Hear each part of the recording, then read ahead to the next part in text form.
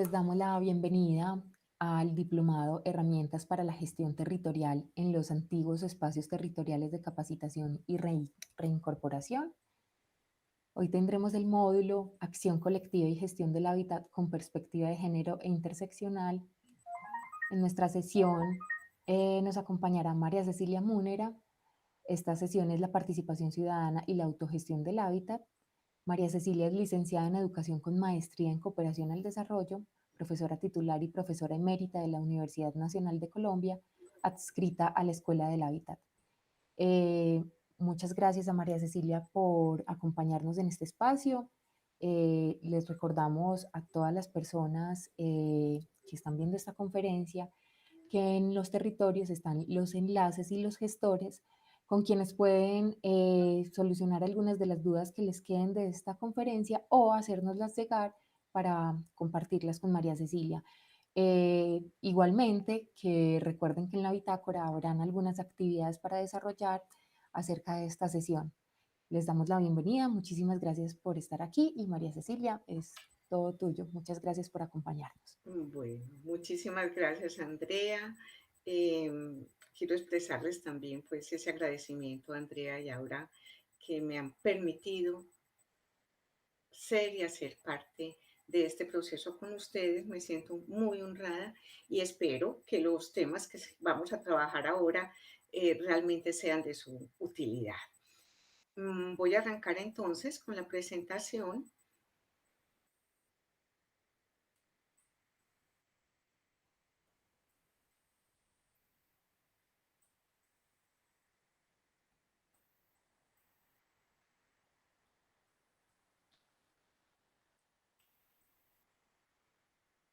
Bueno, quiero verificar. Andrea, ¿se está viendo? Andrea no tiene Sí, ese María, ya micrófono se está viendo la presentación. correcto. Bueno, gestión del hábitat.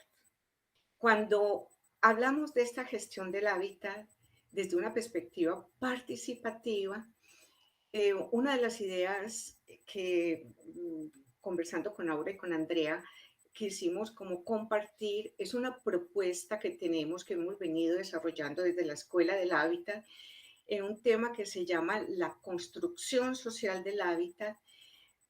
Pero me voy a focalizar en estas charlas de hoy en los temas de desarrollo y participación, porque son dos de los pilares que conducen a esa construcción social del hábitat.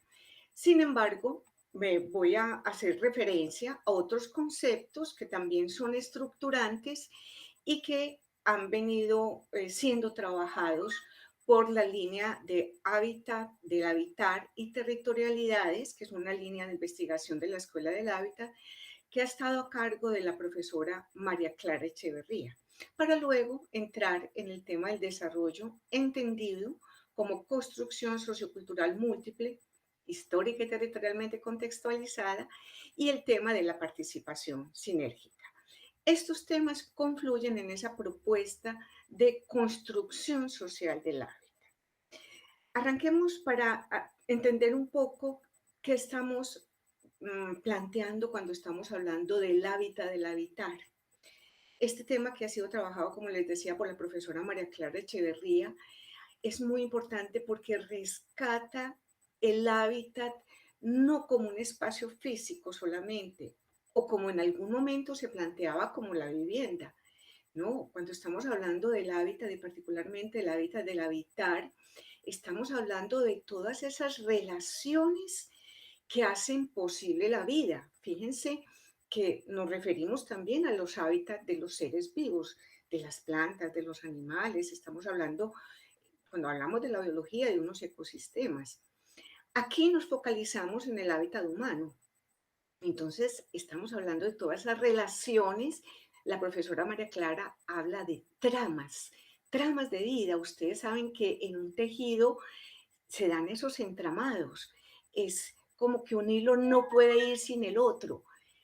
Todas estas tramas de vida hacen referencia a las interacciones que tenemos los seres humanos con el espacio físico, con la naturaleza, con otros seres humanos. Allí está la cultura. está la manera como nosotros también tenemos conceptos que nos ayudan a relacionarnos de una u otra manera con estos elementos y de allí también surgen propuestas políticas. Todo aquello tiene que ver con el habitar humano. Cuando estamos hablando de habitar los territorios, estamos diciendo que entonces esos territorios tienen que servirnos para realizar nuestra propia vida. ¿Cómo realizamos una vida en un territorio? Permaneciendo en ellos. Un territorio que sea habitado es un territorio para permanecer. Hay otra palabra que es muy bonita, que es similar a la palabra, al concepto de hábitat, de habitar, que es morar. ¿Qué significa morar? Significa permanecer, es decir, demorarse. Morar es demorarse en ese territorio para habitarlo. Yo hago la comparación con estar enamorado. Cuando uno está enamorado del otro, uno no se quiere separar de esa otra persona. Entonces, morar un territorio es como estar enamorado de ese territorio. Pero, ¿qué tenemos que hacer para nosotros realmente lograr morar en ese territorio? Tenemos que realizar procesos para volverlos habitables. Esos procesos, y aquí vamos a pasar entonces a los temas en los que nos vamos a concentrar hoy, son los que hemos denominado procesos de desarrollo.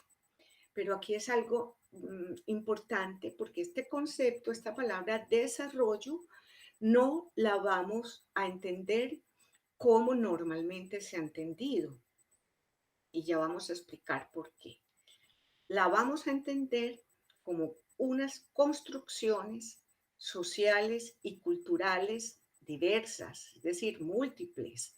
No es un solo desarrollo, no es un solo proceso, son varios que vienen dándose dentro de un mismo territorio, es decir, están territorialmente contextualizados y este tema también es muy importante, están históricamente contextualizados. Son territorios que tienen una historia, son personas que tienen una historia y todo eso lo vamos a tener en cuenta porque realmente nos vamos a distanciar del concepto tradicional de desarrollo para la sociedad. ¿Por qué? Porque cuando estamos hablando del desarrollo para la sociedad o de la sociedad, ha habido grandes confusiones.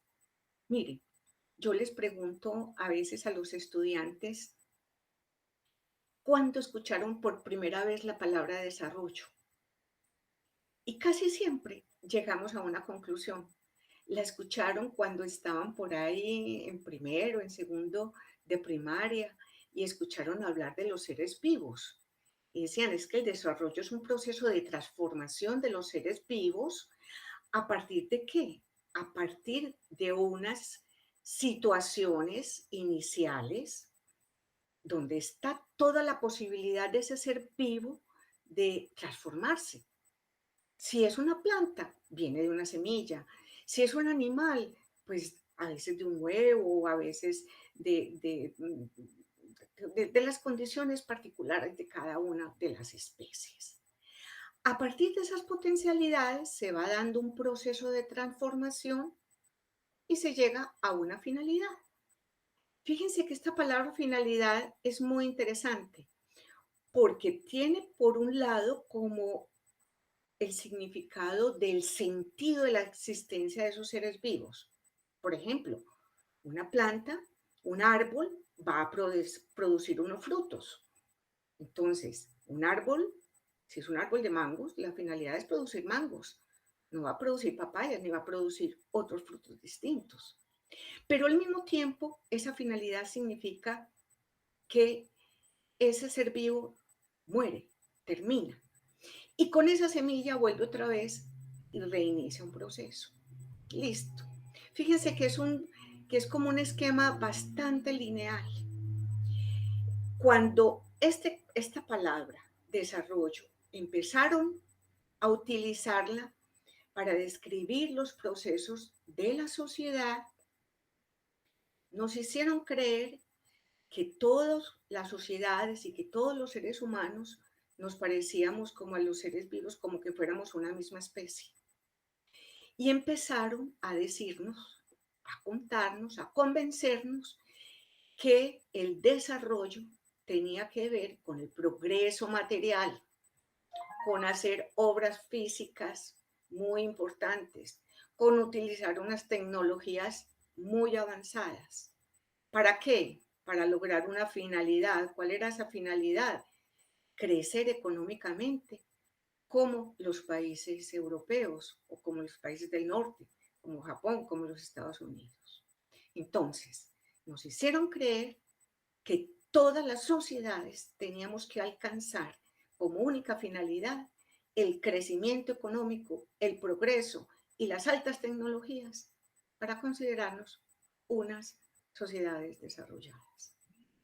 Esto es un cuento, porque decían que también cuando alcanzáramos el desarrollo íbamos a lograr superar todos los grandes problemas de la humanidad, entre ellos el hambre, la pobreza, la inequidad, la desigualdad, la violencia, etcétera. Por esta vía nos dimos cuenta de que no se alcanzaban esos ideales. ¿Qué estamos haciendo con esta propuesta de desarrollo entendido como construcción sociocultural múltiple, histórica y territorialmente contextualizada? Resignificando el desarrollo. Le estamos dando el verdadero significado. Es decir, los procesos de desarrollo son procesos sociales que están cargados de una cultura. Y en esa cultura que está territorializada, vamos a identificar nuevas finalidades, finalidades particulares, que cada grupo puede decir cuáles son. Entonces, estamos diciendo que esos grupos que están ocupando unos territorios y que tienen una historia, van a hacer una construcción específica. Y de ahí nos van a resultar múltiples procesos de desarrollo, no uno solo, con una sola finalidad o con una sola intencionalidad. No, pueden ser varias. Entonces de aquí estamos dando pie a un nuevo esquema de lo que puede significar el desarrollo, o mejor, los desarrollos. Son procesos diversos que se pueden dar en un mismo territorio. Algunos dicen, bueno, vamos a alcanzar una finalidad, otros dicen, vamos a resolver las necesidades. Pero miren, aquí ni siquiera se restringe a satisfacer necesidades. Estamos hablando, miren las palabritas, de horizontes de sentido. ¿Qué significa horizontes de sentido? Significa temas, asuntos que son significativos para nosotros como seres humanos. ¿Tiene que ver con las necesidades? Puede que sí, pero puede que vaya mucho más allá. Por ejemplo, proteger la naturaleza.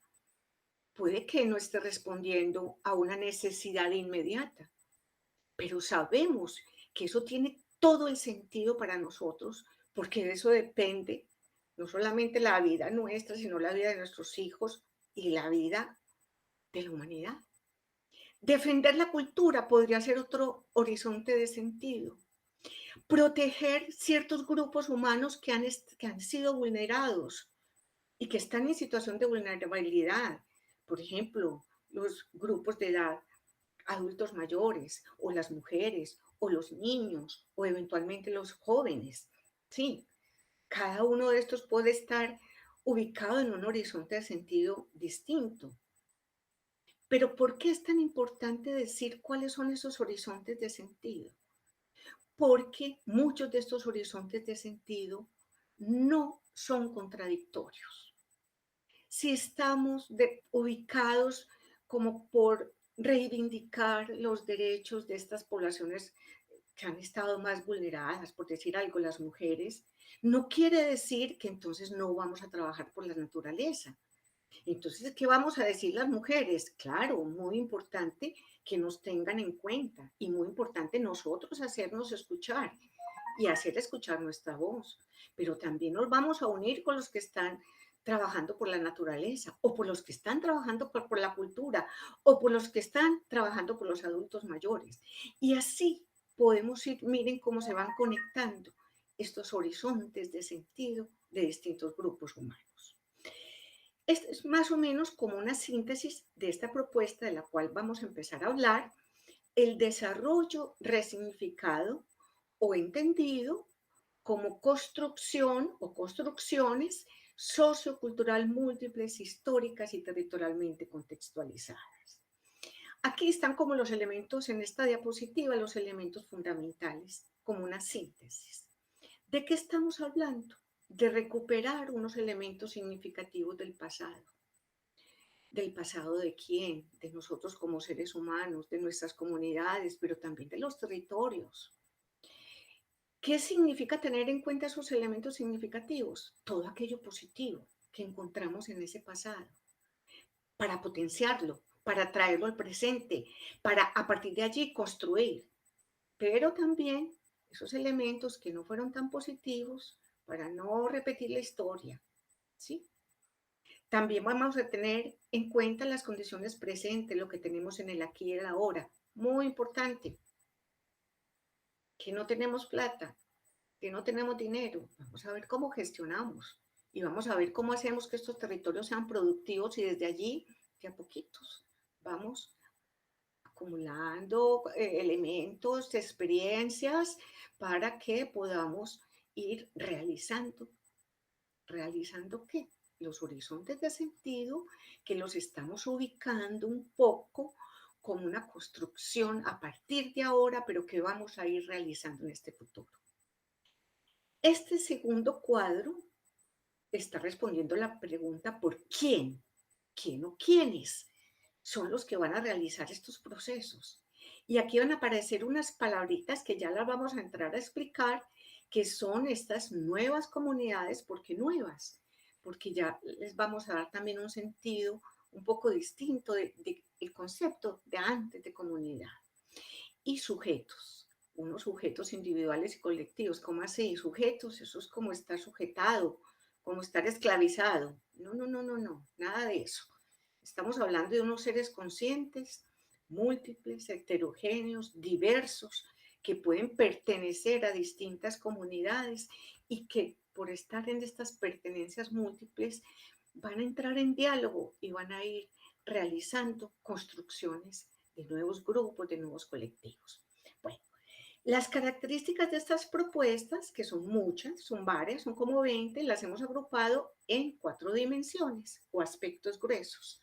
La dimensión humana, la sociocultural y política, la económica y ecológica y la territorial histórica. Y aquí hay una palabrita que es un poco rara, dice con unos ejes estructurantes que en el fondo lo que quiere decir es que cada uno de estos aspectos no están separados, sino que todo está articulado. Si vamos a desarrollar proyectos económicos, estos tienen que estar fortaleciendo las relaciones sociales. Estos tienen que estar enriqueciéndonos a cada uno como seres humanos. Estos tienen que estar teniendo en cuenta en la historia de ese territorio, la historia que nosotros tenemos y las características territoriales. Bueno, entonces ya vamos a empezar a ver cada una de esas dimensiones. Empezamos por la dimensión humana. En la dimensión humana nos vamos a centrar en el ser humano. Es decir, esos procesos de desarrollo no son en el afuera, arrancan en nosotros, en nuestra propia vida, en lo que nosotros hemos sido y en lo que nosotros queremos ser. Entonces aquí vuelve a aparecer la palabra sujeto. Miren que esta palabra es hasta muy interesante. ¿Por qué? Porque esta palabra sujeto se divide en dos. A mí me gusta mucho jugar con las palabras. Sub y jectum, esto viene del latín. ¿Qué significa sub? Algo que está adentro, profundo, como los submarinos que están por debajo del agua. ¿Y qué significa jectum? Lanzar afuera, sacar afuera. ¿Qué es un sujeto? Es una persona, es un ser humano que es capaz de sacar afuera algo que tiene adentro. y que tiene adentro ideales, esperanzas, imaginarios, deseos que quiere compartir con otros. Entonces lo lanza afuera a través de qué? De la palabra, del diálogo, para ir con los otros compartiendo esos deseos, esos ideales e ir construyendo todos. Un sujeto también es un ser consciente. Esto es muy importante. Tenemos que ser conscientes de nosotros mismos como seres, ojo con esto, integrales. No solamente somos materialidad, que también lo somos seres orgánicos. Y al ser orgánicos somos naturaleza. Miren que esto es muy importante, porque a veces creemos que la naturaleza está afuera y que vamos a proteger la naturaleza por allá afuera. No, nosotros somos naturaleza, somos agua, somos hierro, somos zinc, somos calcio, tenemos los minerales, somos naturaleza. Pero también somos seres emocionales, somos seres que nos relacionamos con otros, seres espirituales, seres que somos capaces de darle sentido a nuestras acciones, seres pensantes, racionales, seres con capacidad de comunicarnos con un lenguaje que ahí les llevamos ventaja a otros seres que también se comunican, pero que aquí tenemos muchas posibilidades de hacerlo con nuestro lenguaje hablado o escrito.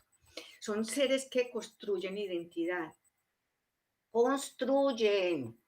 No es una identidad que se le da en un papel, en una cédula de ciudadanía, que también es importante. No, mi identidad, ¿cómo la vamos construyendo? Con el pasado, con el lugar donde nacimos, pero también con el presente y con lo que queremos llegar a ser. Somos seres, los sujetos, que tenemos conciencia de la dignidad. Y si somos conscientes de nuestra dignidad, merecemos respeto. Podemos hacernos respetar y tenemos que saber cuáles son esos derechos que tenemos para poderlos respetar. Por último, escogimos estas ideas que tienen conciencia de su entorno natural y social, no como algo que está afuera, pero sí con algo con lo que nos estamos relacionando. Bueno, en segundo lugar, ya voy a empezar a hablar un poquito más rápido porque se nos empieza también a correr el tiempo, pero ya para que vayamos entendiendo un poco cuáles son estas características. En segundo lugar, en la dimensión humana, estamos hablando de la libertad. ¿Qué entendemos por libertad? Entendemos fundamentalmente por capacidades. Las capacidades que vamos también creando y construyendo para orientar nuestra propia vida, para saber qué opciones de autorrealización individual y colectiva tenemos, para poder tomar decisiones y para poder realizar esas acciones. Pasemos a la otra. Los sujetos son conscientes de que todas esas acciones, repito esta palabrita, tienen sentido, es decir, tienen significado para todos aquellos que las realizan. No vamos a hacer cosas que ya no tienen sentido para nosotros, porque alguien nos está obligando a hacerlas. No, vamos a discutir. Esto tiene significado en este momento. Esto nos va a traer algo bueno. Esto nos puede ayudar a crecer como grupo, como comunidad. Esto me ayuda a crecer como persona. Esas son las preguntas que nos tenemos que empezar a hacer. Y en segundo lugar, son también la posibilidad de orientar esas dinámicas. Mire qué sentido tiene dos significados. Por un lado, sentido es cuál es el significado. ¿Qué sentido tiene? ¿Qué significado tiene? Pero sentido también tiene el significado de orientación. ¿En qué sentido voy? ¿Voy hacia el norte? ¿Voy hacia el sur? En tercer lugar, esto es muy importante, los procesos de desarrollo se basan en un asunto, en un tema ético y estético. ¿Cómo así que ético? ¿De qué se trata cuando estamos hablando de la ética? La ética, finalmente, estamos aludiendo, estamos hablando de unos valores, que es el fundamento de las acciones de los seres humanos. Unos valores, algunos de ellos, que están ya aceptados por la mayoría de las sociedades a nivel mundial, a nivel universal. ¿Cuáles son esos? Los derechos humanos. Aunque hay algunos países, hay algunas sociedades que no lo reconocen, pero es volverlos a traer a nuestra vida individual y social como unos principios de actuación. Algunos de ellos, aquí no están todos, pero ustedes ya seguramente han hablado de ellos, simplemente vamos a recordarlos. La vida como un derecho fundamental, el derecho a la vida, no solamente la vida nuestra, sino también de todos los seres vivos. La libertad, la democracia, la justicia, la solidaridad, la paz, la equidad. En segundo lugar, estamos hablando de unos valores propios de la cultura, valores que nos dan identidad en los distintos territorios. Por ejemplo, nosotros tenemos unas tradiciones muy bonitas que en algunos países se han perdido. Por ejemplo, la valoración de la familia, de los vínculos familiares. Lo emocionante que es volverse a encontrar con el hermano, con un hermano que hace años que no veíamos, o con el papá, o con la mamá, o con un hijo. Bueno, ¿por qué? Porque esos vínculos familiares son unos valores que nosotros hemos tenido en nuestra sociedad, particularmente en nuestra sociedad colombiana o en los países latinos en general, todavía mantenemos ese valor de la unidad familiar muy vivo y hay muchos otros. La valoración, por ejemplo, también de los elementos de la naturaleza, del agua. Hay países que desperdician el agua y creen que eso se puede convertir en un bien mercantil que se vende y se compra. Para nosotros todavía el agua es un elemento vital y no podemos perderlo como valor. Al mismo tiempo, cuando estamos hablando de la ética, estamos hablando de los efectos que estas dinámicas de desarrollo pueden tener en esos territorios, en otros seres vivos, en otras comunidades y obviamente también en la naturaleza. Por último, estamos hablando de una estética. Cuando hablamos de la estética, esa palabra para muchos tiene que ver como con la belleza, con aquello que es bonito y recuperar el componente estético propio. Fíjese que aquí no estamos hablando de la estética del desarrollo tradicional, porque en esa estética nos hablan de unos edificios con unas tecnologías muy avanzadas, con unas ventanas de vidrio, unas autopistas y unos automóviles, bueno, con unas tecnologías y supuestamente muy bonitos, pero bonitos ¿para quién? Hay otra manera de entender qué es aquello que es lo bonito. Por ejemplo, una fachada bien cuidada, una casa bien cuidada, unos senderos donde les vamos sembrando unas planticas y unas maticas, una forma de vivir la vida en donde tenemos el diálogo, la tolerancia y la convivencia con otros. Eso es bonito. Y todo eso que consideramos que es bonito, estamos diciendo que es el componente estético de esta nueva forma de entender el desarrollo. Es decir, estamos hablando de una estética del cuidado, tanto de los bienes materiales como de todos los seres vivos, en particular de nuestras relaciones humanas. Miren esta imagen, dos personas mayores cuidándose, protegiéndose. Esto es hermoso y esa es la estética del cuidado.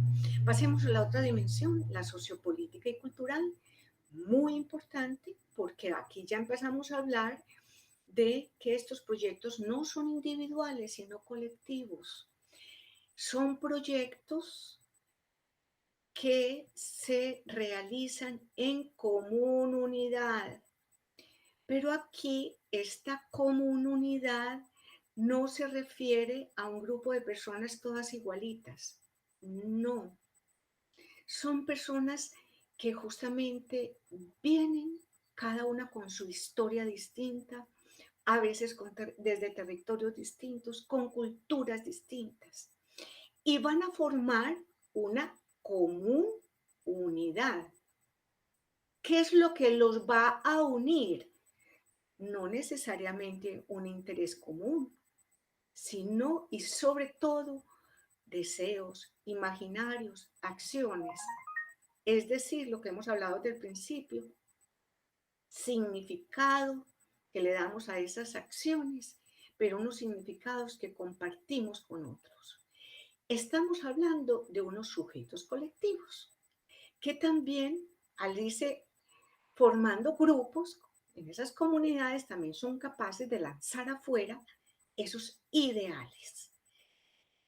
Por otro lado, estamos hablando de que estas comunidades son capaces de realizar intercambios de estas ideas con otros grupos, con otras comunidades. Esta nueva noción de comunidad es muy interesante porque ya no nos habla de una comunidad que permanece en un territorio por siempre. No, se construye, se reconstruye. Si de pronto ya perdieron el horizonte de sentido, pues se desbaratan y se vuelven a organizar de otra forma distinta. Son unas comunidades que se van formando y fortaleciendo a partir de qué? De la vida cotidiana. Porque es allí donde se va dando ese encuentro humano de tú a tú, que es lo que finalmente nos va a permitir construir esos proyectos en común. Desde el principio también les decía que esas comunidades y esos sujetos son diferentes. Miren que la diferencia en este nuevo enfoque del desarrollo no es algo, dijéramos, trivial, como que no tuviera importancia. Al contrario, es importantísimo. ¿Por qué? Porque la diferencia, con mucha frecuencia, vamos a encontrar la solución de problemas en la vida cotidiana. A mí me gusta poner mucho un ejemplo, este ejemplo. Nosotros, todos los seres humanos, tenemos problemas en común, toda la humanidad. Por ejemplo, a todos o a casi todos nos da dolor de cabeza. Pero por la vía del desarrollo convencional o del crecimiento o de la sociedad del mercado, nos ofrecen ¿qué? 3 medicamentos o 4 máximo. Usted se toma una aspirina o se toma un acetaminofén o se toma pues otra de estos medicamentos. Pero si nosotros rescatamos esos saberes ancestrales, esos saberes que están en nuestra cultura, y no solamente la nuestra, en otros territorios, en otras culturas, vamos a tener una cantidad de posibilidades de resolver ese problemita del dolor de cabeza.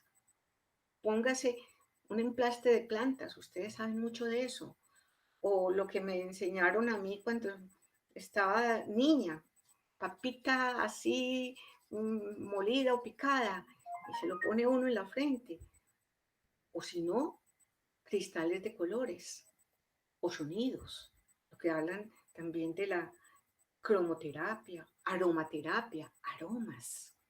A veces los solos aromas nos ayudan a relajarnos y nos solucionan el dolor de cabeza. Los sonidos, la musicoterapia. A veces una sola flauta, el sonido de la flauta, nos ayuda a solucionar el dolor de cabeza. Y así con cantidad de problemas. Y no solamente con eso, sino con la nutrición.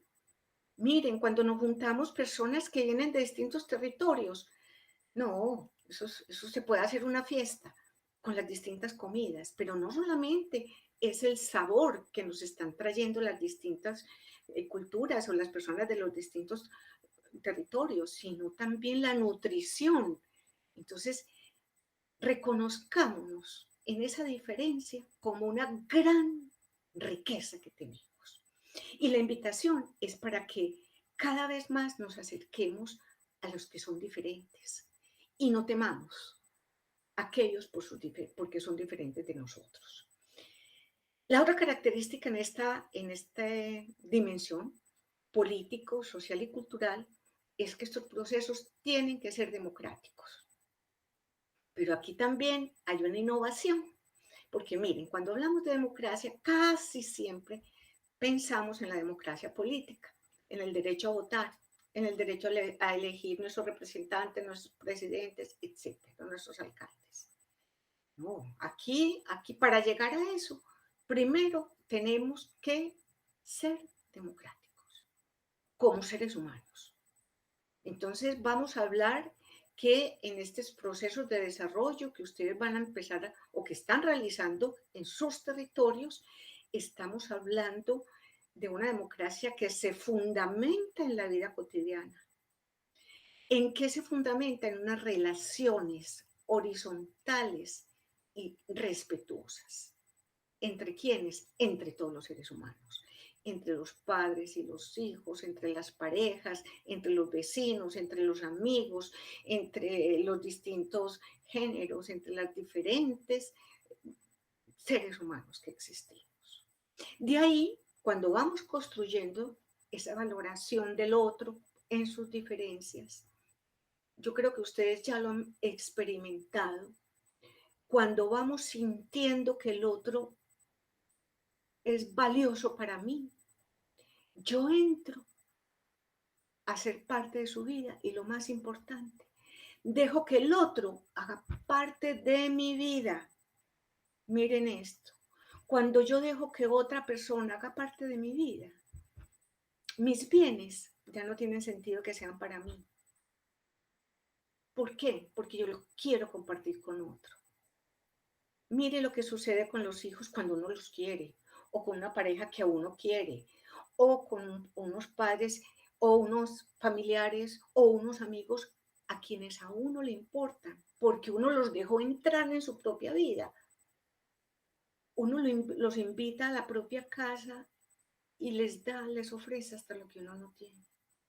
Entonces, mire, cuando uno realmente deja entrar al otro en su vida cotidiana, y estamos hablando entonces de la democracia social y cultural, pasamos a una democracia económica. No es esta democracia económica, tenemos que tratar de que también se dé desde las instancias políticas y administrativas, que haya una mejor repartición de bienes. Pero nosotros, para entender cómo se da realmente ese compartir, tenemos es que empezar nosotros mismos a permitir que los otros, los de afuera, hagan parte de nuestro adentro. Y así podemos llegar incluso a compartir nuestros bienes con personas de otros países o con situaciones de otros países, con personas que ni siquiera conocemos. Por último, entonces ya sí, somos capaces de ir haciendo propuestas para nuestra sociedad. Y pasamos a el ámbito político y jurídico. ¿Por qué? Porque ya estamos entrenados. Ya sabemos que aquí no hay, dijéramos, espacio para la corrupción. No hay espacio para el egoísmo, no hay espacio para hacerle trampas al otro. Porque al otro yo lo respeto, al otro yo sé que hace parte de mi propia vida. Y que si yo engaño al otro, me estoy engañando a mí mismo. Bueno, sigamos entonces con estas otras dos últimas en el campo de la dimensión sociocultural y política. Son procesos autodirigidos en términos relativos. Aquí no estamos hablando pues de que somos independientes, sino que tenemos la capacidad de orientar nuestros procesos hacia finalidades, objetivos o, lo que decíamos al principio, horizontes de sentido compartidos que son definidos por estos sujetos colectivos, que ya entendemos quiénes son los que están dirigiendo estos procesos o estas comunidades. Y en esta dimensión tenemos también, son procesos autopropulsados, esto es muy bonito, un concepto un poquito más técnico con dinámica endógena. ¿Qué significa endógena? Que se estimula y mantiene a partir de estas dinámicas propias. Es decir, no estamos esperando que alguien venga de afuera para decirnos qué es lo que tenemos que hacer. No, nosotros vamos a encontrar la propia energía adentro. ¿Por qué? Porque esto tiene sentido para nosotros, porque lo queremos hacer, porque queremos salir adelante. Bueno, pasemos entonces en la dimensión económica. La dimensión económica es muy importante también, económica y ecológica. ¿Por qué? Porque aquí nos van a aportar unos elementos que hasta cierto punto rompen con esa manera de entender la economía tradicional o tradicional, convencional del desarrollo económico. Aquí estamos hablando de unas dinámicas económicas, miren esta palabrita, comprensiva. Quiere decir, comprensiva es que comprende todos los intercambios que tenemos en la sociedad. Y las dos palabras, economía y ecología, viene de eco. Eco viene de oikos. ¿Qué significa intercambios múltiples? La ecología, ¿qué es? Que es un ecosistema, ya lo decíamos al principio. Son los intercambios que tienen los seres vivos, orgánicos, y que también establecen relaciones con lo no orgánico en un ecosistema, con el agua, con el aire. Pero todas esas relaciones es el ecosistema. La economía también son todas esas relaciones que establecemos los seres humanos. Y fíjense en esto, antes se decían que eran solamente los intercambios monetarios. No, aquí también estamos hablando de los intercambios no monetarios.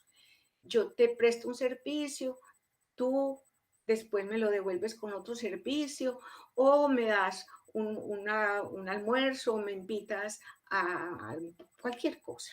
Sí. Privilegia este tipo de intercambio las interacciones equitativas en lugar del lucro, beneficiarme del otro.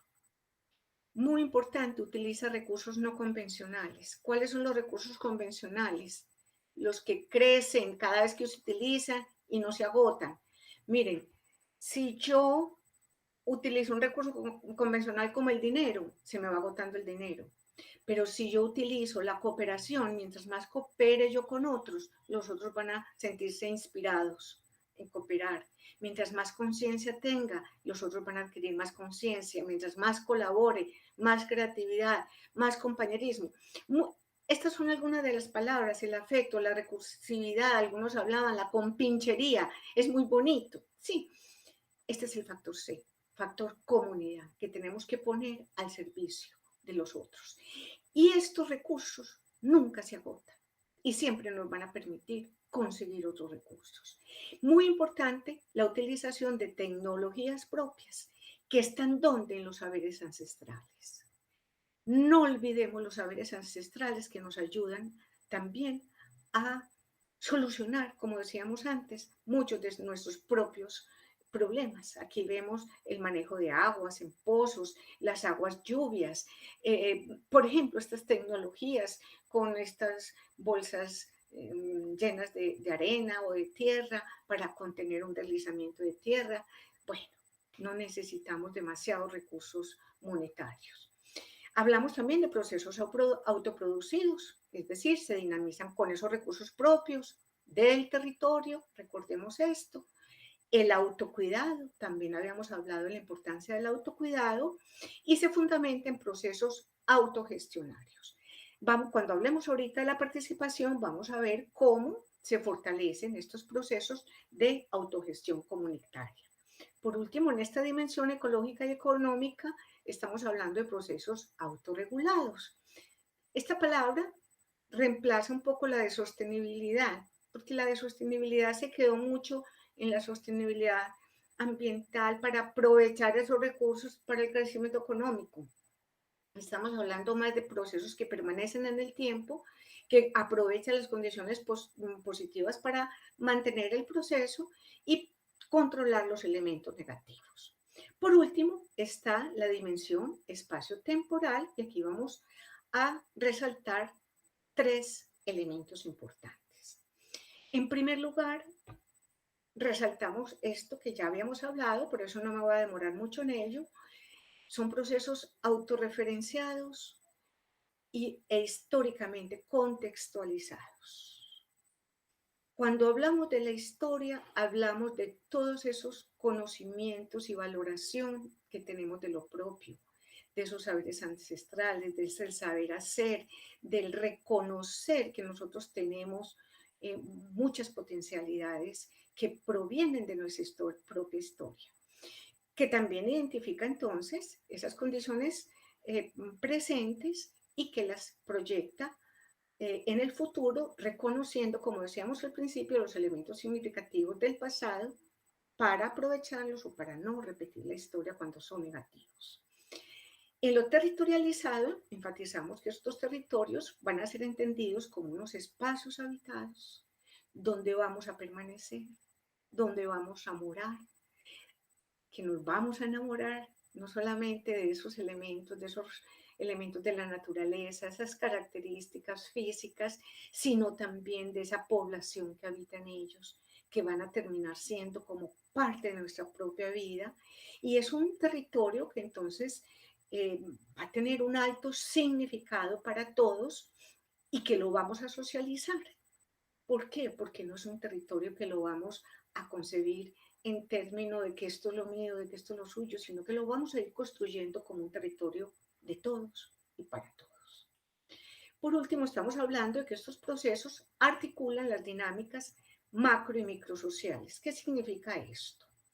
Significa que si bien es muy importante partir de estos microterritorios, que es un microterritorio, es la vereda, es el municipio, es un barrio, es un sector del municipio, cada uno sabrá cuál es el territorio en el cual está trabajando y se van dando pues todos estos procesos, se establecen esas redes, esos nexos.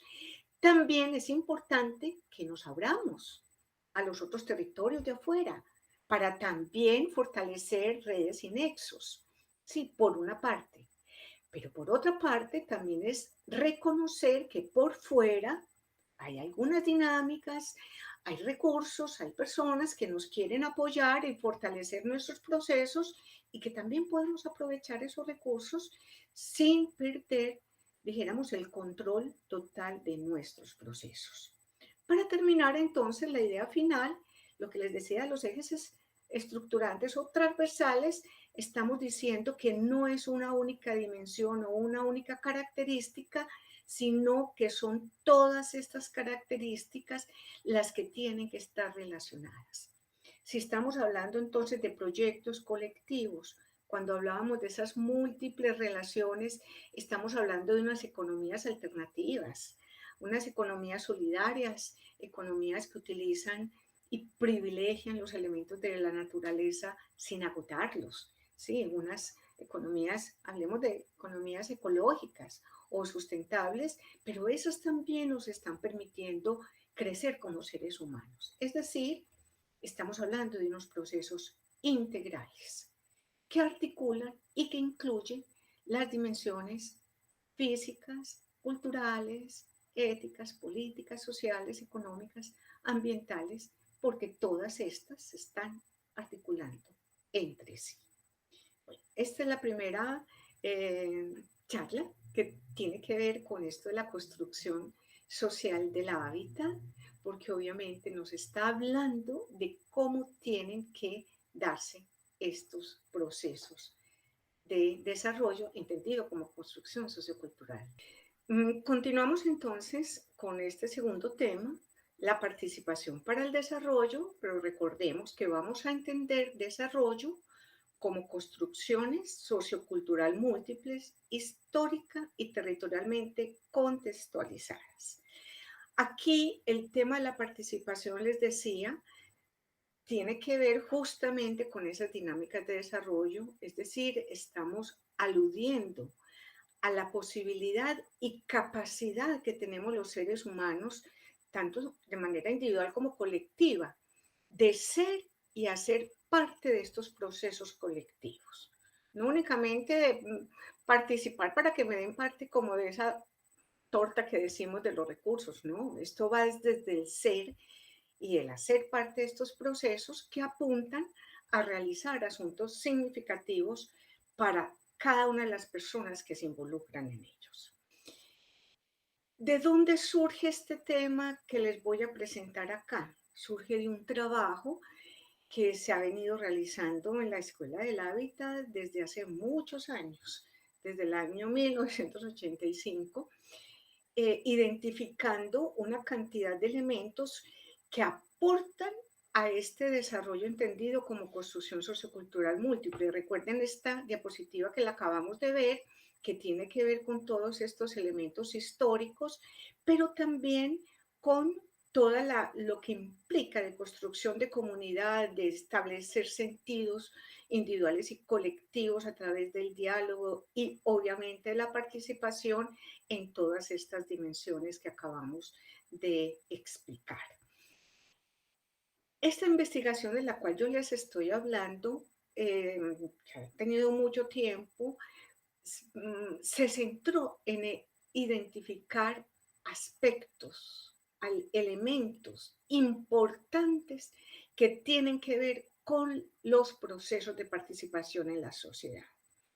Inicialmente, simplemente se organizaron en unos grupos de estos aspectos los llamamos variables. De todas maneras, quiero que ustedes se familiaricen con esta palabrita, variables. Cuando estamos hablando de variables, estamos hablando de aspectos o de temas que tienen que ver con la participación.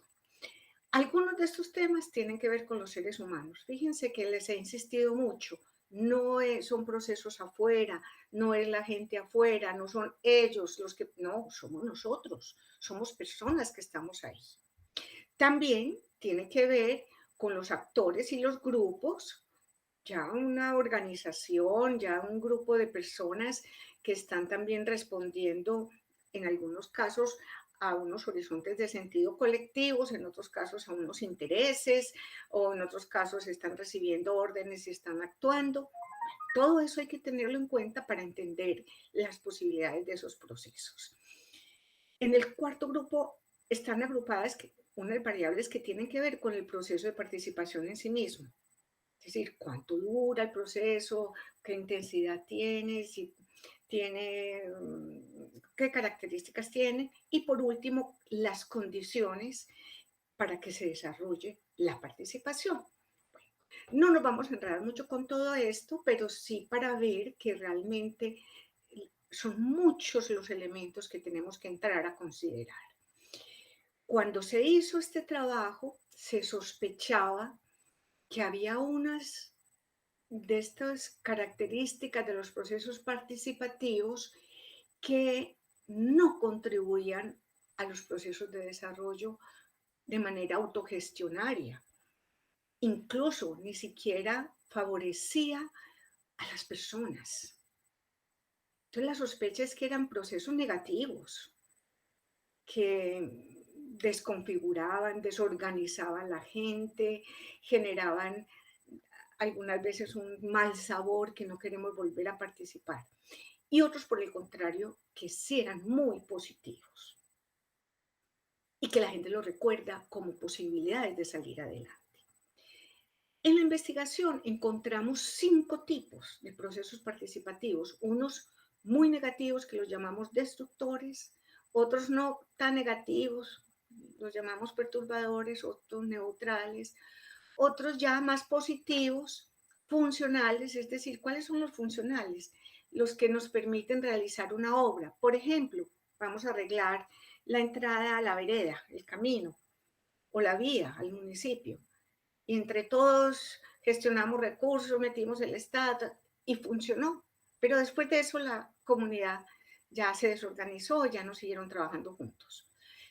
Por último, tenemos los procesos de participación sinérgica, es decir, los sinérgicos que realmente se comprometen con procesos de mediano y largo plazo para la realización de esos asuntos significativos, es decir, para los verdaderos procesos de desarrollo.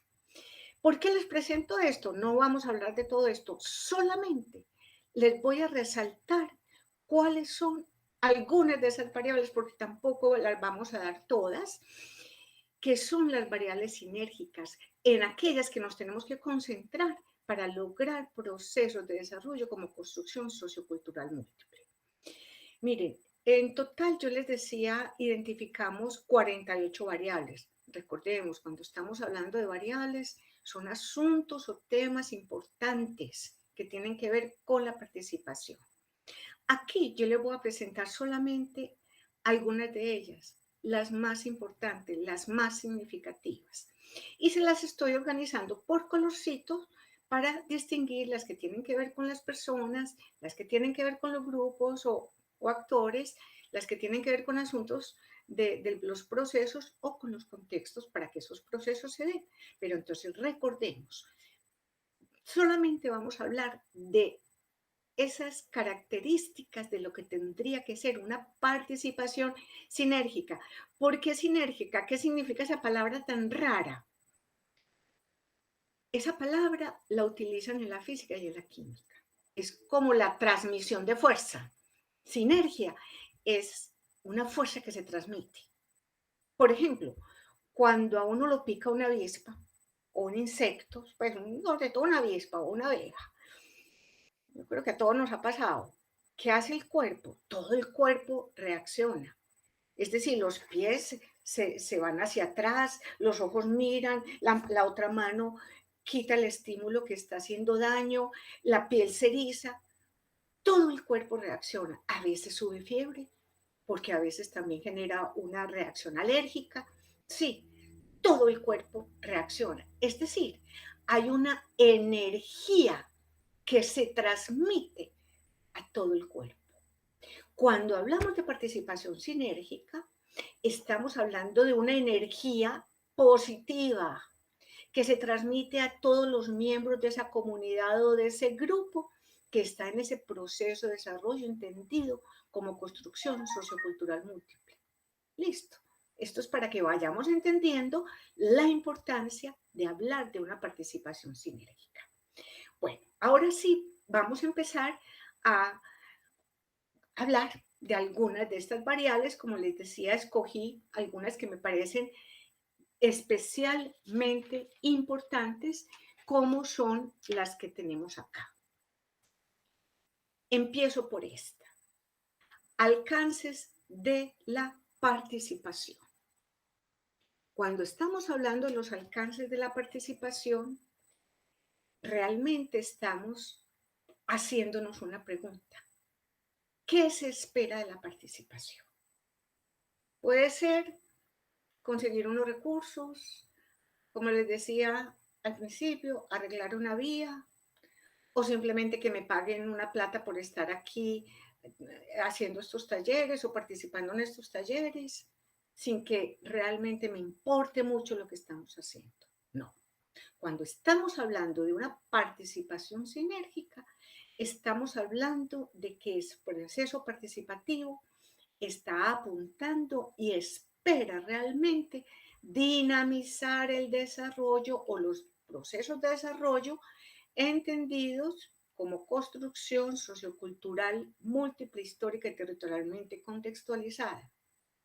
Y así mismo se espera que con esa participación estemos contribuyendo a construir la comunidad y a la realización de unos cambios significativos en esos territorios donde estamos habitando. Bueno, miremos entonces una segunda variable o aspecto importante que tiene que ver con la participación. Dinámica que mueve la participación. ¿Se acuerda que esto lo habíamos visto también en el tema del desarrollo? Cuando hablamos de dinámica estamos hablando del impulso. La pregunta que nos hacemos es, ¿de dónde viene el impulso para la participación? ¿Viene de una motivación de adentro de este grupo o comunidad o viene de afuera? Entonces fue porque vino un grupo de académicos o de personas o una ONG que viene y nos dice que es muy importante participar, o es porque nosotros nos estamos ya, dijéramos, ya nos hemos conocido y hemos tomado conciencia de la importancia de realizar estos procesos participativos. Entonces, ¿cuál sería la respuesta correcta cuando estamos hablando de una participación sinérgica relacionada con la dinámica? Estamos diciendo que ese impulso debe venir desde adentro. Estamos hablando de dinámicas endógenas para que entendamos un poquito también estos conceptos y al mismo tiempo aprovechar, pero no depender de las dinámicas externas o dinámicas exógenas. Bueno, otra variable. Miren que esta variable está en el color verde. Aquí estamos hablando de características de los procesos de participación. Esta variable o tema tiene que ver con la población que participa con relación a la que efectivamente podría participar en un proceso de desarrollo. La pregunta que nos hacemos es, ¿qué tan significativo es el número de personas que participan? Miren, con mucha frecuencia la gente son algunos actores que impulsan los procesos participativos, llaman a la gente, invitan a una asamblea y toman una foto y les hacen llenar unas planillas. Miren, participaron 80 personas. Participaron o simplemente se sentaron en unas sillas a escuchar un discurso que el otro traía. Aquí realmente estamos hablando de que están involucradas en el proceso. Ahora, ¿cuántas personas deben participar en un proceso? Nadie lo sabe. ¿Por qué? Porque el número de población en cada territorio puede variar. Cada uno de los procesos o de los proyectos puede involucrar a un número de personas distintas. Lo que sí podemos preguntar es qué tan significativo es ese número de personas. ¿Realmente ese proceso está teniendo un respaldo social significativo? Significativo y suficiente para que ese proceso de desarrollo se mantenga en el mediano y largo plazo. Porque si están participando 3 o 4 personas, uno sospecha que puede que no sea muy significativo. Pero si estamos hablando de un proceso de una vereda donde son unas 10 familias, 8 familias, puede que 4 o 6 personas que representen cada familia, sí puede ser significativo. ¿Me entiende? Pero esa pregunta es muy importante. Sigamos con la otra. Tipos de intereses. Está en color azul. ¿Por qué? Porque ya se refiere a las personas. Bueno, ¿cuál es la pregunta que nos hacemos? ¿Qué tan diversos o qué tan similares son los intereses que mueven a las personas a participar en un proceso? ¿Se acuerdan que nosotros decíamos más que intereses deben ser asuntos significativos? Aquí no importa, podemos hablar de intereses porque si el asunto que para mí significa se vuelve algo muy personal, yo estoy hablando de un interés. Por ejemplo, yo trabajo en un grupo ambiental que está protegiendo el nacimiento de agua. Puede que ese nacimiento ni siquiera beneficie a la vereda donde yo trabajo. Ni siquiera me va a beneficiar a mí personalmente, pero sé que va a beneficiar a muchas familias. Entonces, la defensa de ese nacimiento de agua termina siendo un interés propio. Ahora, ¿es un interés que no me conecta con otros? No. Se trata de que cada vez sean unos intereses que nos unan a todos, que sean lo más similares posibles. Es decir, si estamos hablando de una participación sinérgica que nos lleva a todos, recuerden esa energía, participación sinérgica es una energía que nos une. Esos intereses o esos horizontes de sentido deben ser comunes, no unos por un lado y otros por el otro, cada uno jalando para su propio costal. Eso así no funciona. Ahora, para que lleguen a ser comunes, con mucha frecuencia tenemos que realizar procesos de concertación, llegar a acuerdos colectivos. Y para eso tenemos que hacer otras reuniones, otras dinámicas, a veces necesitamos algunas capacitaciones y algunos apoyos de afuera, porque ponernos de acuerdo entre personas muy distintas a veces no es fácil. Lo que sí es importante es que todos estemos jalando para el mismo lado, es decir, que esos intereses o esos horizontes de sentido sean comunes. Pasemos a otro. Tipo de liderazgo. Este color anaranjado significa que esta variable tiene que ver con grupos o con actores. ¿Cómo es ese tipo de liderazgo? A ver, estamos muy acostumbrados a veces a que alguien se pare al frente y nos diga qué es lo que tenemos que hacer. Y creemos que es porque es una persona que tiene muy buena labia, como decimos algunos, muy buen lenguaje, mucha capacidad de convencernos, sabe qué es lo que está haciendo. pero resulta que a veces no conoce muy bien los territorios o no nos conoce muy bien. Entonces, se requieren personas que estén también en capacidad de escuchar. Entonces, ¿cómo se puede catalogar ese liderazgo del proceso? ¿Es directivista? ¿Es autocrático? ¿Qué significa autocrático? Que es una sola persona o un grupito chiquito la que está dando las órdenes. O por el contrario, es democrático y es horizontal. ¿Qué significa que es horizontal? Que permite el diálogo, que recibe ideas de todo el grupo, que considera que todas las personas tienen algo que aportar y que es importante escucharlos y recibir esa, esa experiencia de vida que también tienen en su propia historia. ¿Cuál sería entonces la respuesta para una participación sinérgica, para contribuir a una participación sinérgica? Tendríamos que estar hablando de unos liderazgos que pueden ser individuales, no estamos pues diciendo que cuando es un líder pues el que a veces está coordinando o es el que tiene como más compromiso, sea totalmente negativo, aunque sí creemos que esos liderazgos ojalá sean colectivos, que sean más de una persona, que sean grupos, que no dependamos de uno o de muy poquitos miembros, sino que cada vez más la base social se esté cualificando para poder en algún momento entrar a coordinar un proceso. Estamos hablando de liderazgos colectivos, deben ser entonces personas o deben ser un tipo de liderazgos horizontales y democráticos que contribuyan a la autogestión colectiva.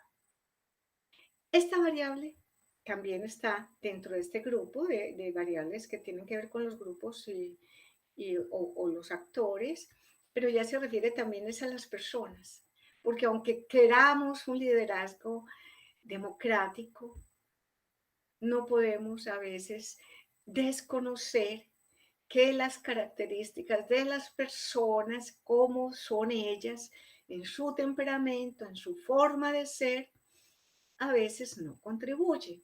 ¿Por qué? Porque son personas bastante cerradas, autoritarias, han estado acostumbradas a dar órdenes, no son muy capaces de establecer relaciones de comunicación con otros, de estar abiertos al diálogo, a la concertación, a la escucha. Y son individualistas. No es que sean malas personas, no, pero esa es la característica que tienen. Entonces tenemos que tratar de que buscar personas que sean abiertas, que sepan escuchar, que sean como um, personas que por lo menos faciliten la concertación, no necesariamente tienen que conciliar todo con todo, pero sí llevar procesos para que lleguemos a acuerdos colectivos. Esta variable es importantísima, esta tiene que ver con características del proceso, la educación para la participación y el desarrollo. Realmente estos talleres, por ejemplo, están contribuyendo a una educación para la participación y el desarrollo. La pregunta es, ¿existen estos procesos educativos de carácter permanente con elementos de formación y de conocimiento relacionados tanto con la participación como con el desarrollo y con todo el conocimiento y reconocimiento de los territorios, de sus características históricas, de las características poblacionales?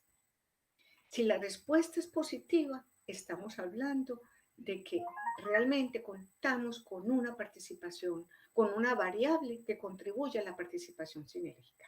Miren que estamos hablando no solamente de capacitación, sino también de formación humana. Esto es muy importante porque a veces nos tenemos que transformar nosotros mismos, ser nosotros mismos más democráticos, más abiertos al diálogo, más respetuosos y de los otros, de las diferencias y que nos lleve a valorar más las diferencias. Por otra parte, esa formación y esa capacitación debe dejar capacidades instaladas. Es decir, ojalá todas las personas que participen en estos talleres cada vez se vayan formando más como nuevos líderes. Bueno, metodologías educativas está muy relacionada con la anterior, pero esto a veces sí implica como unas condiciones que a veces tienen que venir de fuera, son esos métodos que deben responder a esas características de las personas y de los mismos procesos. Es decir, están trabajando no solamente temas relacionados con los procesos y los territorios y las características de la población, sino también con el tiempo disponible. Si no tenemos sino 2 meses para estas capacitaciones, tenemos que aprovecharlo al máximo. Entonces, todas esas metodologías deben estar adecuadas a esas características del territorio, la población y del tiempo.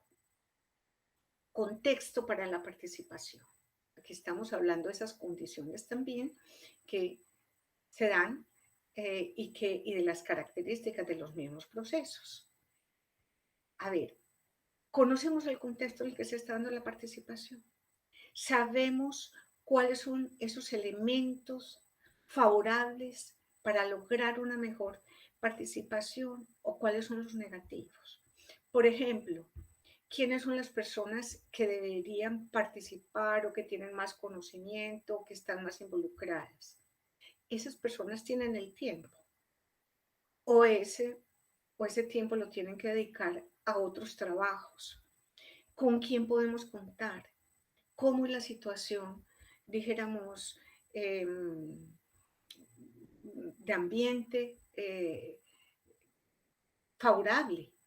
O sea, las personas quieren participar, les gusta participar. ¿Cómo es incluso la estructura física? Tenemos lugares donde podemos reunirnos, que también tiene que ver mucho con los recursos. ¿Cómo es la topografía del terreno? No, es que estamos muy cerquita los unos de los otros, pero tenemos que pasar por un río que es muy difícil de atravesar. No estamos tan cerquita. ¿Cómo es todo ese contexto? Para que podamos participar y podamos aprovechar las condiciones favorables y tener, dijéramos, recursos para contrarrestar los elementos desfavorables. Esta variable es importantísima. La participación en las distintas fases de un proceso de desarrollo entendido como construcción sociocultural múltiple. Miren, con mucha frecuencia en las dinámicas de desarrollo convencional, cuando lo único que se quiere es realizar proyectos para lograr algunos beneficios, algunas ganancias, el progreso de los territorios, se les da participación a la gente muy puntual. En algunos casos, solo se les da la participación como fuerza de trabajo. A veces se les paga algo de salario, otras veces no, porque dicen que como se les va a beneficiar, entonces es la contraprestación. Todo eso hay que ver y hay que negociar, pero de lo que se trata en esta participación sinérgica es de que realmente la población no quiere decir que participe en todo, pero sí esté atenta y comprenda todo el proceso de desarrollo, desde el diagnóstico, es decir, y el diagnóstico, antes del diagnóstico es también ir definiendo cuáles son los horizontes de sentido que tenemos para este proceso, qué es lo que queremos realizar, qué queremos fortalecer, qué queremos proteger, qué queremos hacer, qué queremos transformar. Y entonces miremos qué tenemos, qué requerimos, qué necesitamos, cómo lo vamos a gestionar, cómo lo vamos a trabajar, cómo nos vamos a repartir las responsabilidades y cómo vamos a establecer todos los mecanismos de comunicación y de interacción entre todos. Sí, pero no quiere decir que entonces unos participan en una cosa y no entienden qué fue lo que pasó después y cuando se dieron cuenta ya los resultados beneficiaban a otros, en donde ellos ni siquiera se enteraron ni les preguntaron. Aquí se trata entonces de que toda la gente por lo menos entienda, comprenda bien todo el proceso y tenga participación en las fases donde consideren que pueden aportar mejor. Mecanismos de comunicación, importantísima. Esta es una característica propia de los procesos. La pregunta clave es, ¿existen mecanismos de comunicación que sean adecuados, oigan esto, a las características del territorio, de la población y del proceso? La pregunta correcta sería, sí existen y sí son adecuados, tanto a la población como el proceso. Aquí se pueden utilizar medios formales. ¿Cuáles son los medios formales? Puede ser, por ejemplo, lo que estamos utilizando ahora, el Internet, pero habrá territorios, personas que no tienen acceso al Internet o que no entienden cómo funciona. Entonces habrá que realizar unos mecanismos de comunicación directa, los talleres en el territorio con la presencialidad de las personas, sí, que también pueden ser medios formales o algunos medios informales, como pueden ser medios tradicionales, el voz a voz, unas cartillas, unas, por ejemplo, unas emisoras comunitarias, sí. Es muy importante, de todas maneras, que haya espacios para una comunicación directa y sobre todo interactiva. Miren que aquí yo les estoy dando una charla que se está grabando incluso. Yo no estoy teniendo la posibilidad de establecer una comunicación con ustedes. Sí lo van a tener con las personas que están coordinando sus talleres, pero sería muy importante que siempre se diera esta relación interactiva. ¿Qué quiere decir interactiva? Que uno habla, el otro pregunta, el otro responde, se resuelven dudas. La interacción es muy importante en estos mecanismos de comunicación. Bueno, nivel de información y comprensión sobre el asunto en el cual se participa. Miren la pregunta. ¿Sí se logra un buen nivel de información y comprensión sobre los asuntos relacionados con el desarrollo y la participación? Esta información es clara y oportuna. A veces se empiezan a realizar los procesos y ni siquiera se le informa a la gente. A veces se realizan obras, sobre todo en los proyectos de desarrollo más convencional. Hacen una vía, hacen un puente y la gente no se entera. Incluso hacen desplazamiento de población porque por ahí va a pasar la vía y a nadie se le informó. Entonces estamos hablando de una información clara, que se comprenda y oportuna. Listo. Entonces, ¿cuál es la respuesta para una participación sinérgica que contribuya a un desarrollo como construcción colectiva? Una información, se posee una información y una comprensión, porque no solamente que me digan de qué es lo que se va a hacer, sino que yo lo comprenda, que yo pueda también, a través de los mecanismos de comunicación, establecer diálogo, hacer preguntas, entenderla, es decir, que esa información sea comprensible, clara y que sea en el momento oportuno. Formas y mecanismos de interacción de los grupos y actores. Ya decíamos que el liderazgo tiene que ser horizontal entre las personas que coordinan y entre las otras personas que están participando en el proceso. Ojo con esto. También esas formas de relación entre los grupos y los actores, porque vamos a involucrar distintos grupos y mientras más grupos haya, puede ser también más rico el proceso y obviamente actores. ¿De qué estamos hablando cuando estamos hablando de actores? Estamos hablando de unos grupos, dijéramos, más orientados por unos fines que ya están establecidos de una manera a veces más institucional. Por ejemplo, estamos hablando del Estado, ¿sí? Que tiene una manera de actuar, que tiene unos elementos que rigen sus criterios de actuación, que a veces genera potencialidades, pero también limitaciones. Estamos hablando, por ejemplo, del actor privado, que con frecuencia tiene unos intereses muy específicos y particulares, muy relacionados con el lucro y con la ganancia. Pero también tenemos, incluso dentro de los mismos actores privados, fundaciones o las ONG, las organizaciones sociales, que están interesadas en canalizar recursos para contribuir a estos procesos territoriales y que están siendo gestionados por las bases sociales. Obviamente también tenemos los actores territoriales, ustedes como actores territoriales de base comunitaria, ¿sí? Que cada uno tiene su voz. Entonces, ¿qué estamos hablando cuando estamos hablando de la interacción de estos actores? Estamos diciendo que esas relaciones deben ser horizontales y democráticas, no que llegue un actor y que imponga su voluntad y que diga que esto es lo que hay que hacer. Por el contrario, que se logren niveles también de comunicación y diálogo. Esta es muy importante, el carácter de la participación.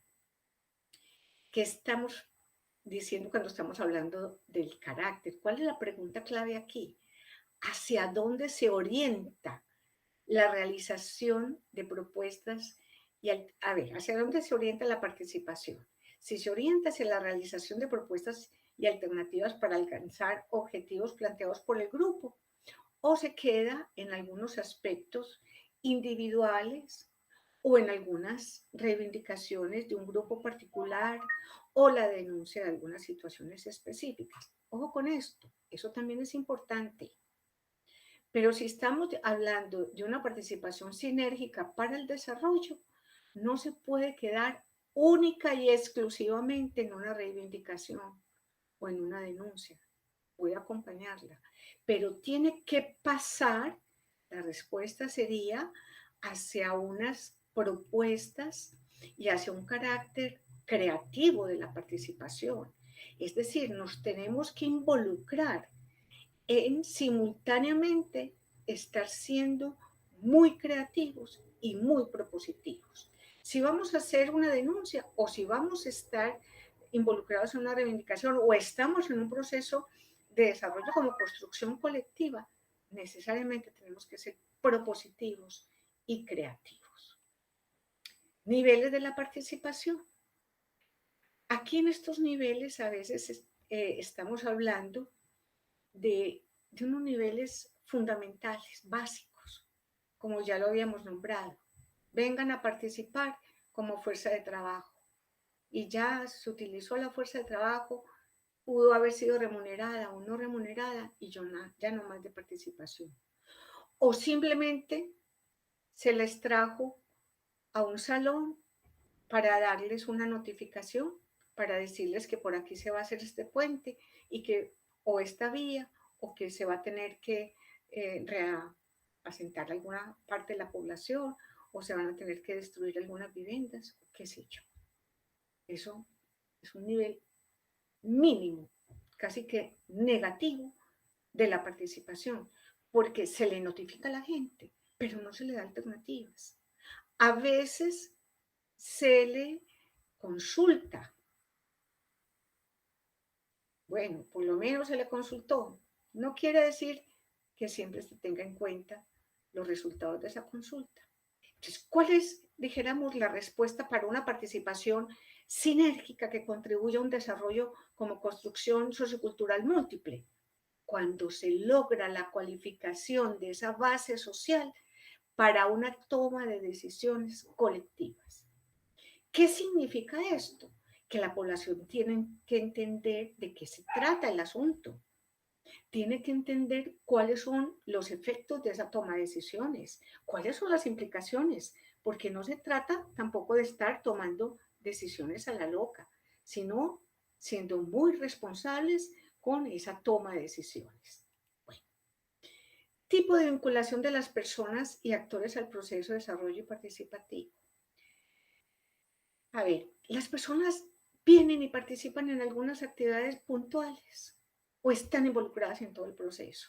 Miren que esta es muy parecida a otra, que decíamos que las llaman para una actividad y no para la otra, pero ni siquiera entienden qué es lo que está pasando. Aquí a veces es parecido. Hay personas que vienen a un taller y ya no fueron al otro, que estuvieron en un diagnóstico, pero las llamaron, pero tampoco participaron en otro proceso. Cuando estamos hablando de una participación sinérgica, estamos hablando de una participación orgánica, como un organismo vivo que participa en todo, que todos están entendiendo lo que están haciendo los otros. Es decir, no es una participación fragmentada o puntual. Esto es muy importante, los referentes históricos relacionados con la participación. ¿A qué nos referíamos? ¿A qué nos referimos? Referimos con referentes históricos a esas experiencias de participación que hemos tenido en un pasado. Y de eso también habíamos hablado en algún momento.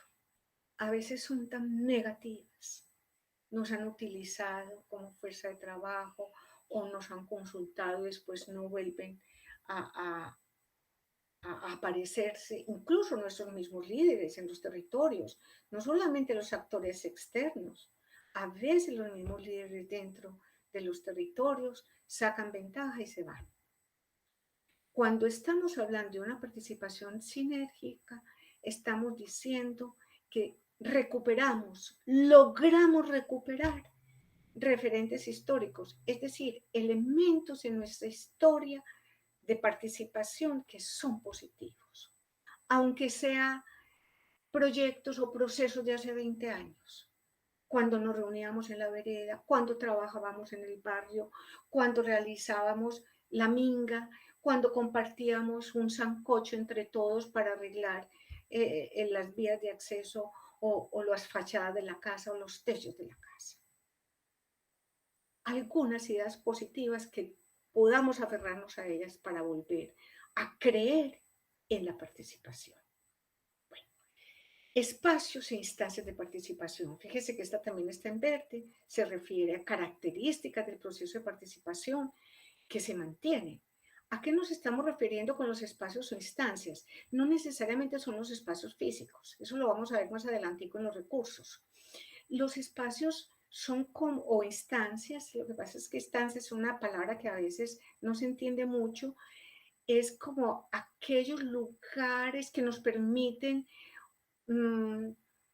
conversar, reflexionar, dialogar, realizar procesos de concertación, de toma de decisiones.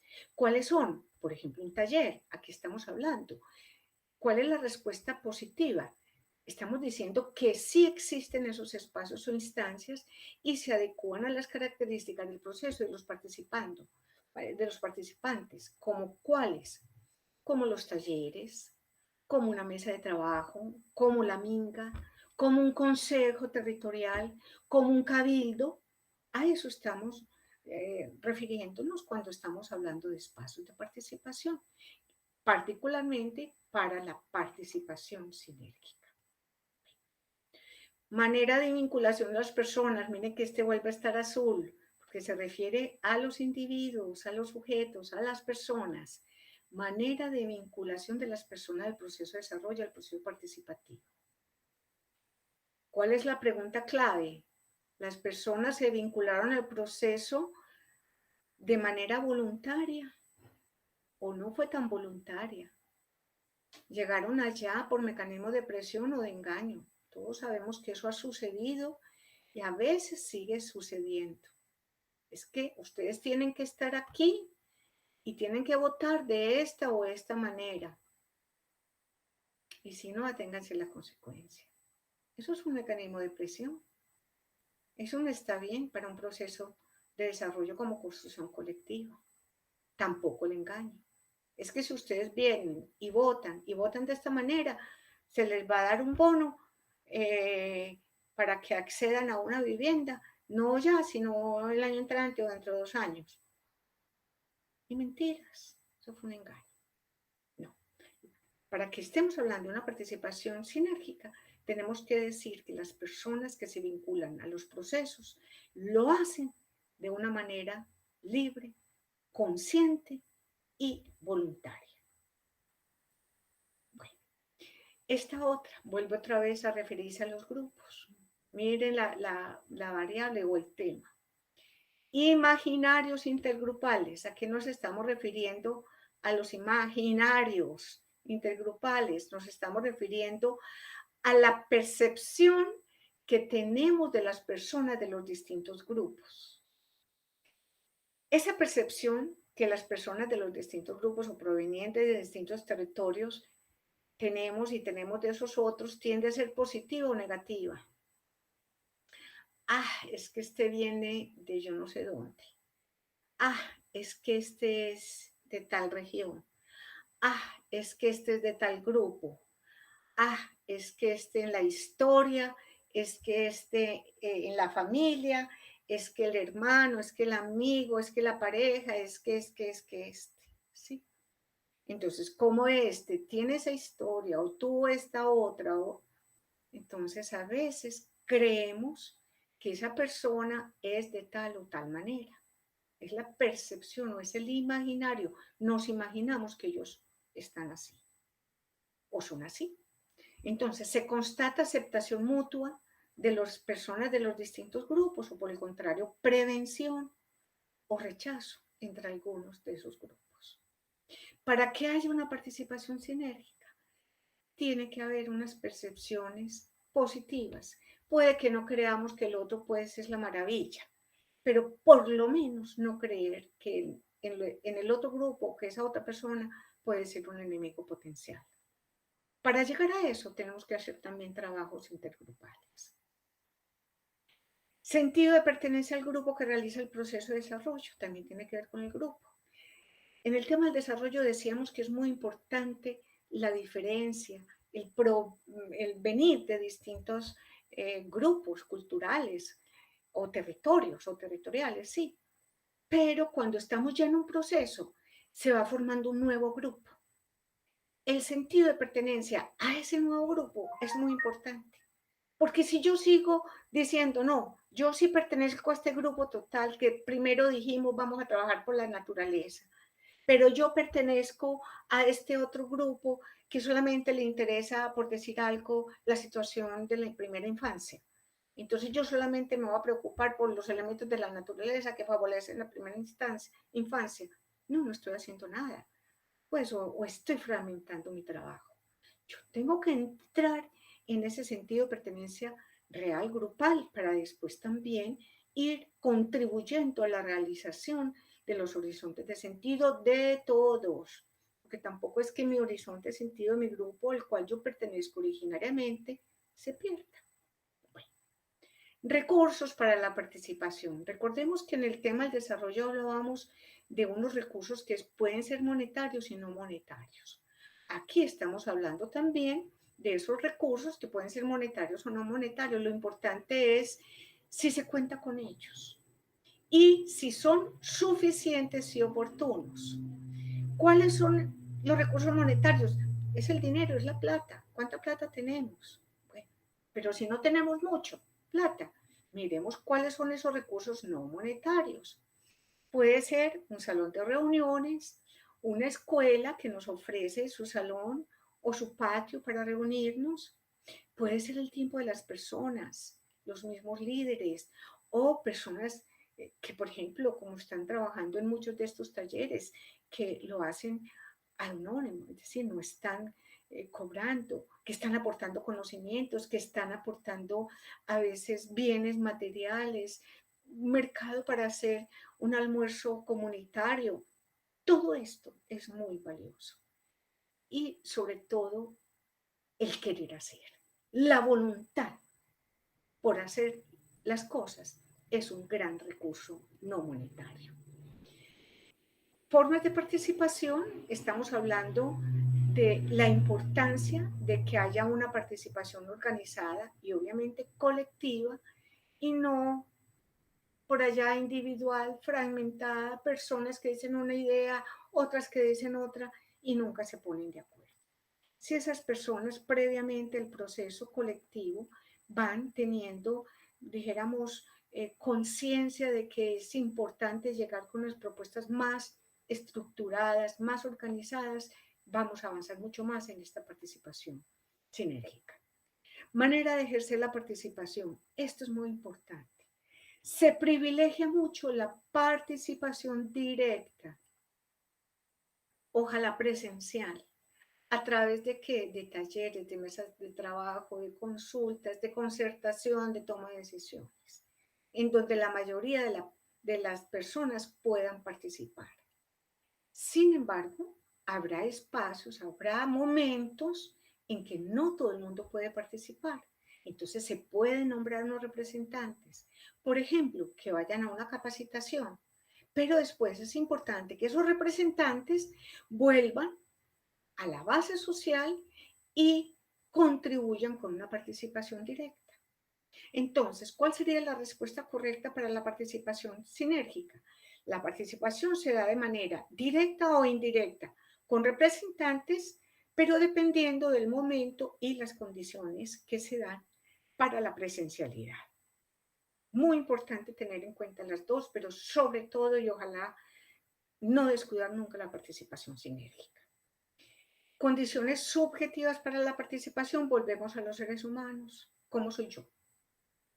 ¿Cómo somos la mayoría de personas que estamos participando en este proceso? ¿Cuáles son esas cualidades que favorecen las relaciones interpersonales y por lo tanto la participación?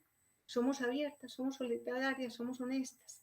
Entonces la respuesta correcta es que somos personas abiertas, empáticas. ¿Qué significa empáticas? Que somos capaces de meternos en la piel del otro, en el pellejo del otro, en los zapatos del otro, en el mundo del otro. Somos honestas, somos solidarias. Estamos preocupándonos realmente por el otro y por su mundo. Terminamos entonces un poco con esta revisión rápida que hacemos de estas variables de la participación. Recuerden que estas no son todas, son algunas de ellas y aquí realmente queda un poco el referente que es el texto escrito de la participación destructora a la participación sinérgica. Es un libro que también está publicado ya por la Universidad Nacional, ya está en vías de edición el segundo tomo para que estemos entonces también eventualmente pendientes de consultar y recibir aportes pues de lo que está ya también en los textos escritos. Les agradezco entonces mucho por toda su atención y bueno, yo estoy pendiente por si se requiere alguna aclaración a los temas que hemos expuesto. Mil María gracias al grupo Cecilia, también entonces. muchísimas gracias por este espacio.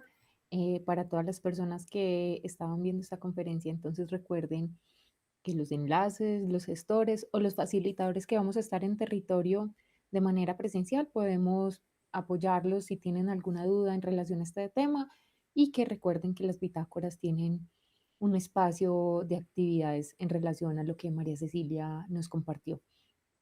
Muchas gracias por haberse conectado. Muchas gracias, María Cecilia, de nuevo. Bueno, no, Hasta de luego. nuevo mil gracias a ti y mil gracias a todos los que están participando en este espacio.